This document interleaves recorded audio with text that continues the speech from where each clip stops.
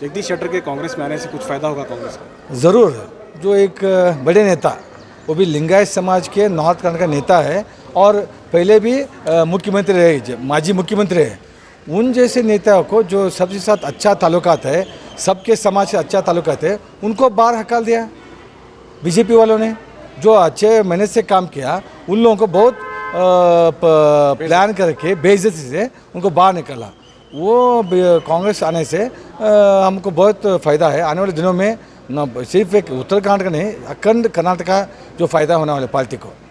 Sir, ये बच्चों की पॉलिटिक्स भी हो रही है। कुछ दिन पहले जो अरेस्ट हुए थे 150 बच्चे मुस्लिम फैज़ के, वो लोग आज ईदगाह भी पहुंचे थे, आप भी ईदगाह में थे, तो क्या बातचीत हुई सर? देखो, उनके माता पिता आए थे, जो ये गलत है। इतना महीने से मेरे ख्याल से 1.5 साल से ज़्यादा हो गया उनको। एक ही कौम के लोगों को जो लोग है कि नहीं, किसको मालूम नहीं। जो बहुत लोग बेकसूर लोग हैं, उन लोगों को आप जाके ऐसा 1.5 साल से अंदर रख रहे हैं। उनके माता पिता को हालत क्या है आज का, उनका हालत क्या होने वाला। जो सब लोग वही कमाते थे, वही घर का कमाई थे, उन लोगों को ऐसे इतने 1.5 साल से एक ही कौम के नौजवान को अंदर रख के ऐसा आप तकलीफ़ दे रहे, तो ये ठीक नहीं है। और पहले से हम पार्टी से भी उनको कोशिश किए हैं, लेकिन कोर्ट से रिहा होने की हम इंतज़ार कर रहे हैं। अल्लाह ताला की इसे शायद जल्दी होने वाला है। अच्छा, लास्ट सवाल। एक मुस्लिम समाज और लिंगायत समाज का पुराना रिश्ता है।